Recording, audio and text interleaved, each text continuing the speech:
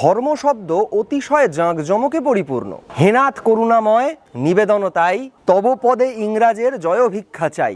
এইভাবে রক্ষা করো এই অধিকার, ভারতে বিভ্রাট যেন নাহি ঘটে আর। বাংলা তথা ভারতবর্ষের গণমাধ্যমগুলির একটা অংশ গদি মিডিয়া নামেই চিহ্নিত হচ্ছে। কলকাতা শুধু প্রাসাদ নগরী নয়, পত্রিকা নগরীও বটে। রেনেসাঁর এই দ্বন্দ্বমুখর সময় 1839 সালের 14ই জুন সংবাদ প্রভাকর বাংলার প্রথম দৈনিক সংবাদপত্র রূপে তার পথ চলা শুরু করলো। প্রভাকর করের অনাদর রূপে মেঘাচ্ছন্ন হন জন্য এই প্রভাকর কর প্রচ্ছন্ন করিয়া কিছুদিন গুপ্তভাবে গুপ্ত হইলেন। এই সময়ে ঈশ্বরচন্দ্র গুপ্ত বুঝিবা হিন্দু রক্ষণশীল অংশের দিকে খানিকটা ঝুঁকেছিলেন।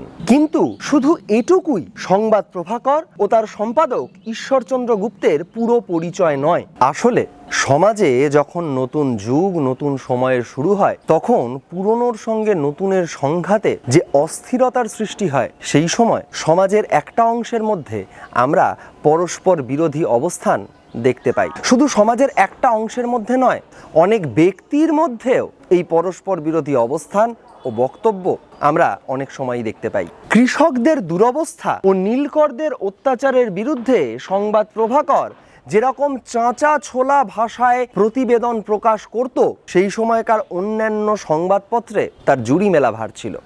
অনেকের ধারণা আছে যে সংবাদপত্রের বিবরণ মাত্রেই অকাট্য সত্য।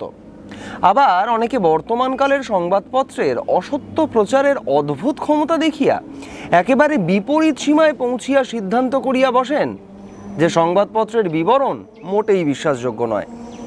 এই দুই ধারণার কোনোটাই যে ঠিক নয় তাহা বলাই বাহুল্য। ইতিহাস লিখিবার অন্য উপাদানের মতো সংবাদপত্রের মধ্যেও সত্য মিথ্যা দুইই আছে।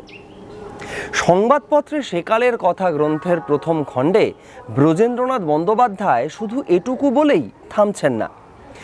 19 শতকে প্রকাশিত সংবাদপত্রগুলির সঙ্গে 20 শতকের প্রথম ভাগ অবধি প্রকাশিত সংবাদপত্রগুলির তুলনা করে তিনি বলছেন, এ যুগে জনসমষ্টিকে স্বপক্ষে টানিতে না পারিলে শাসন ক্ষমতা লাভ করা চলে না।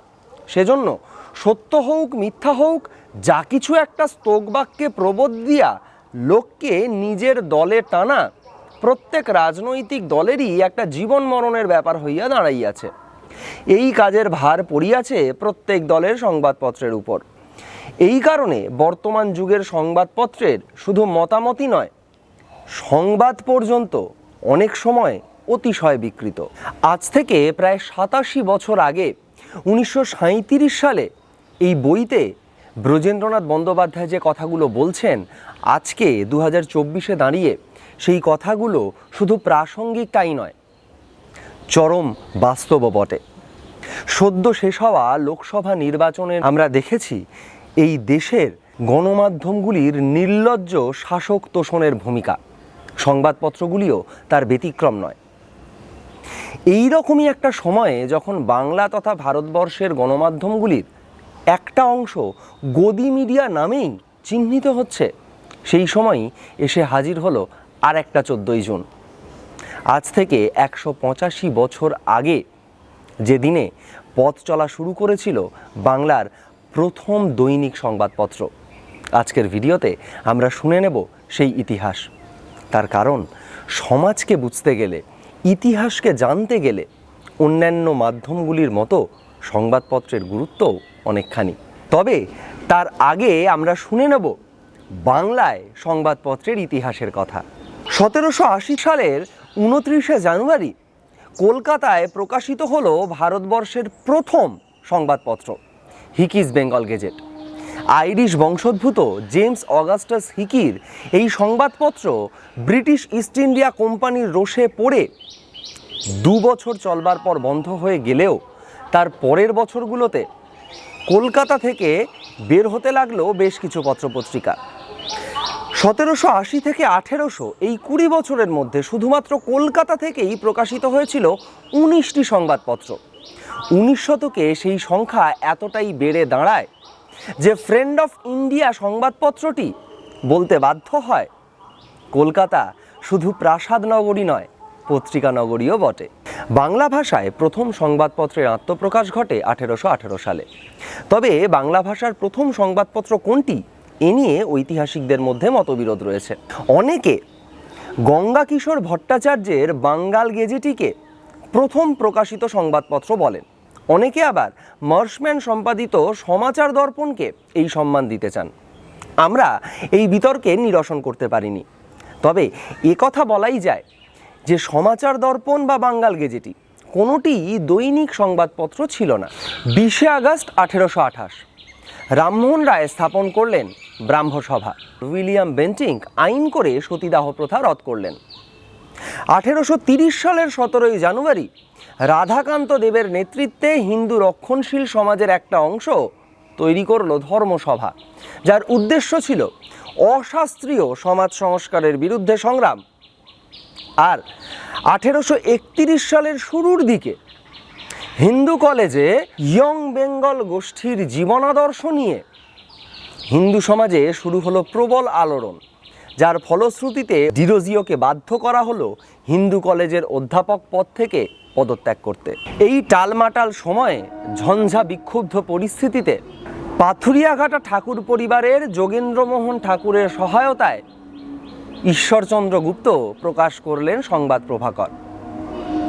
1831 সালের 28 জানুয়ারি চোরবাগানের একটা প্রেস থেকে প্রকাশিত হলো সংবাদ প্রভাকরের প্রথম সংখ্যা। 1.5 বছর সাপ্তাহিক রূপে প্রকাশিত হবার পর 1832 সালের 25 মে সংবাদ প্রভাকর ছাপা বন্ধ হয়ে যায়। কারণ যোগেন্দ্রমোহন ঠাকুরের মৃত্যুতে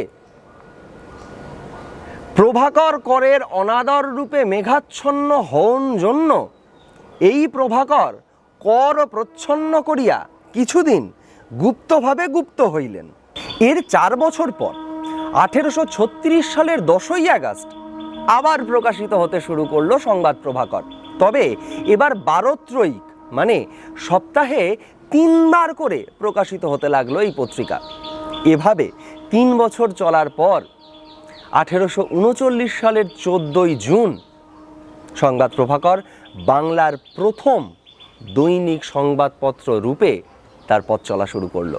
সংবাদ প্রভাকর যে সময় প্রকাশিত হচ্ছিল সেই সময়কার সমাজ সম্পর্কে আমাদের একটু কথা বলে নেওয়া প্রয়োজন, তাহলে সমাজে প্রভাকরের প্রভাব বুঝতে আমাদের কিছুটা সুবিধা হবে। সে সময়ে সমাজে আদর্শগতভাবে 3টি অংশ স্পষ্ট হতে হতে যাচ্ছিল। প্রথমটি রক্ষণশীল হিন্দুদের অংশ, যারা রামমোহনের সতীদাহ প্রথার বিরোধিতা করে গড়ে তুলেছিলেন ধর্মসভা। রেনেসাঁর মাধ্যমে 19 শতকে চিন্তা চেতনা শিক্ষার ক্ষেত্রে যে নতুন আলোর আভা আসছিল, রক্ষণশীলরা তার বিরোধী অবস্থানে দাঁড়িয়েছিলেন। দ্বিতীয় অংশটি মূলত উদারপন্থী অবস্থান গ্রহণ করতেন। বিনয় ঘোষদের মতে রামমোহনের বিলেত যাত্রার ফলে রামমোহনের চালু করা ধর্ম ও সমাজ সংস্কার আন্দোলন কিছুটা হলেও থমকে গেছিল। রামমোহনের মতো অধিনায়কের অভাবে ব্রাহ্মরা সমাজে উদারপন্থী অবস্থান গ্রহণ করেছিলেন। আর অন্য অংশটি ছিল ইয়ং বেঙ্গল গোষ্ঠী। পাশ্চাত্য শিক্ষায় শিক্ষিত এই যুবকবৃন্দ সামাজিক কুআচার ও কুসংস্কারের বিরুদ্ধে হিন্দু রক্ষণশীল অংশকে সময়ে সময়ে বিদ্ধ করত। এমনকি তাদের আক্রমণের হাত থেকে উদারপন্থীরাও রেহাই পেতেন না। রেনেসাঁর এই দ্বন্দ্বমুখর সময়ে ঈশ্বরচন্দ্র গুপ্ত প্রকাশ করেছিলেন সংবাদ প্রভাকর। সংবাদ প্রভাকরের প্রথম দিককার সংখ্যাগুলিতে ইয়ং বেঙ্গলের বিরুদ্ধে শানিত প্রতিবেদন আমরা দেখতে পাব। এমনকি তিনি উদারপন্থীদেরও বেশ কিছু সময় ব্যঙ্গের জালে বিদ্ধ করেছেন। আমাদের মনে হতে পারে যে এই সময়ে ঈশ্বরচন্দ্র গুপ্ত বুঝিবা হিন্দু রক্ষণশীল অংশের দিকে খানিকটা ঝুঁকেছিলেন। এ বিষয়ে সাময়িক পত্রে বাংলার সমাজচিত্র গ্রন্থের প্রথম খণ্ডে বিনয় ঘোষ বলেছেন, ব্রহ্মসভাপন্থী বা হিন্দু কলেজের নব্যশিক্ষিত ইয়ং বেঙ্গল দল সমাজের এই দুই গোষ্ঠীর কোনোটিতেই প্রবেশাধিকার লাভের যোগ্য শিক্ষা বা আর্থিক সঙ্গতি তার ছিল না। সাধারণ মধ্যবিত্ত বাঙালি বৈদ্য পরিবারে তাঁর জন্ম এবং আবাল্য গ্রাম্য পরিবেশেই তিনি প্রতিপালিত হয়েছেন। তাই 1831 সালের সামাজিক ঘূর্ণাবর্তে বিশুদ্ধ অদ্বৈতবাদ বা পাশ্চাত্য ভাবনমত্ততা কোনোটাই তার পক্ষে সহজপাত্র ছিল না। সহজ ছিল হিন্দু সমাজের সাধারণ জনস্রোতে, যা অবশ্যই রক্ষণশীল, কিছু দূর ভেসে যাওয়া। প্রভাকরের প্রথম পর্যায়ে দেখা যায় বেশ খানিকটা এই জনস্রোতে তিনি ভেসে গিয়েছিলেন। কিন্তু শুধু এটুকুই সংবাদ প্রভাকর ও তার সম্পাদক ঈশ্বরচন্দ্র গুপ্তের পুরো পরিচয় নয়। 30-এর দশকের গোড়ার দিকে যে ঈশ্বরচন্দ্র গুপ্ত ডিরোজিওর কঠোর সমালোচনা করে ব্যঙ্গাত্মক প্রতিবেদন রচনা করেছেন, সেই তিনি স্ত্রী শিক্ষার প্রবর্তন ও প্রসারের কথা পঞ্চমুখে প্রচার করেছেন। বিজ্ঞান, শিল্পকলা প্রভৃতি আধুনিক শিক্ষার প্রতি সহায় হয়ে সংবাদ প্রভাকর প্রতিবেদন লিখেছে। শিক্ষিত বাঙালি মধ্যবিত্তের অর্থনৈতিক স্বার্থের খাতিরে ইংরেজ রাজশক্তির রাষ্ট্রনীতিকে সমালোচনা করতেও সংবাদ প্রভাকর কুণ্ঠিত হয়নি। আবার অন্যদিকে সিপাহী বিদ্রোহের বিরোধিতা করে সংবাদ প্রভাকর ছড়া লিখেছে। হেনাথ করুণাময় নিবেদন তাই, তব পদে ইংরাজের জয় ভিক্ষা চাই, এইভাবে রক্ষা করো এই অধিকার, ভারতে বিভ্রাট যেন নাহি ঘটে আর। আসলে সমাজে যখন নতুন যুগ, নতুন সময়ের শুরু হয়, তখন পুরনোর সঙ্গে নতুনের সংঘাতে যে অস্থিরতার সৃষ্টি হয়, সেই সময় সমাজের একটা অংশের মধ্যে আমরা পরস্পর বিরোধী অবস্থান দেখতে পাই। শুধু সমাজের একটা অংশের মধ্যে নয়, অনেক ব্যক্তির মধ্যেও এই পরস্পর বিরোধী অবস্থান ও বক্তব্য আমরা অনেক সময়ই দেখতে পাই। ঈশ্বরচন্দ্র গুপ্ত ও তার সম্পাদিত সংবাদ প্রভাকর এর ব্যতিক্রম নয়। বরং বলা যায় রাধামাধব মিত্র, দীনবন্ধু মিত্র, বঙ্কিমচন্দ্র চট্টোপাধ্যায়ের মতো এক ঝাঁক তরুণকে ঈশ্বরচন্দ্র গুপ্ত সংবাদ প্রভাকরে প্রতিবেদন লেখায় অনুপ্রাণিত করছেন। আর এর মধ্যে দিয়েই সংবাদ প্রভাকর বাংলার সমাজে একটা স্বতন্ত্র অবস্থান তৈরি করে নিতে চাইছে, যার শুরুটা হচ্ছে 1839-40-এর সময়। এই সময় দেবেন্দ্রনাথ ঠাকুর ও অক্ষয় কুমার দত্তের সঙ্গে ঈশ্বরচন্দ্র গুপ্তের পরিচয় আরও দৃঢ় হচ্ছে। এককালে নিয়মিত ব্রাহ্মদের বিদ্রুপবাণে বিদ্ধ করা গুপ্তকবি তত্ত্ববোধিনী সভার 3য় জন্মতিথি উপলক্ষে আয়োজিত সভায় বক্তৃতা রাখছেন। এমনকি রক্ষণশীল হিন্দু সমাজের ধর্মসভার বিরুদ্ধে সমালোচনা করে 1848 সালে সংবাদ প্রভাকর লিখছে, ধর্মসভা এই শব্দ শুনিতে অতি উত্তম, কারণ ধর্ম শব্দ অতিশয় জাঁকজমকে পরিপূর্ণ, কিন্তু ইহার ভিতরের ধর্ম অন্বেষণ করিলে তন্মধ্যে কোনো পদার্থই দৃষ্ট হয় না, কারণ এক সভাতেই সকল শোভা নষ্ট করিয়াছিল। এমনকি ধর্মসভার সদস্যদের তিনি স্থূলবুদ্ধি এবং সভায় কাঁদুনি করিয়া ছাঁদুনি ও বাঁধুনি মাত্র সার, মনসার কাঁদুনি কত গাহিলেন ইত্যাদি বলে ব্যঙ্গও করেছিলেন।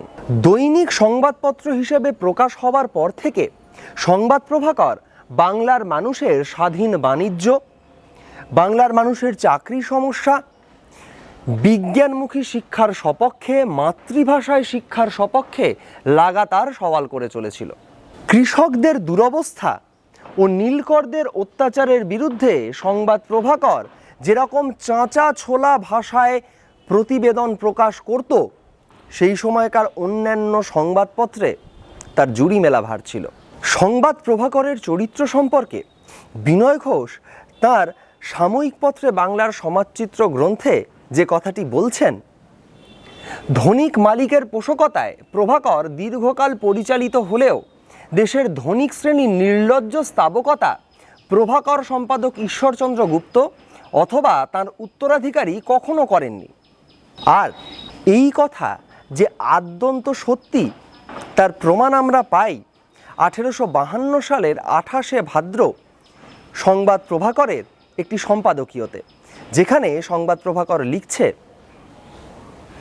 হা পরমেশ্বর, যাহার দিগের অধীনস্থ প্রজামণ্ডলীর ঈদৃশ দুরবস্থা, তাহার দিগের সুসভ্য ও রাজনীতিজ্ঞ বলিয়া অভিমান করিতে কি লজ্জাবোধ হয় না?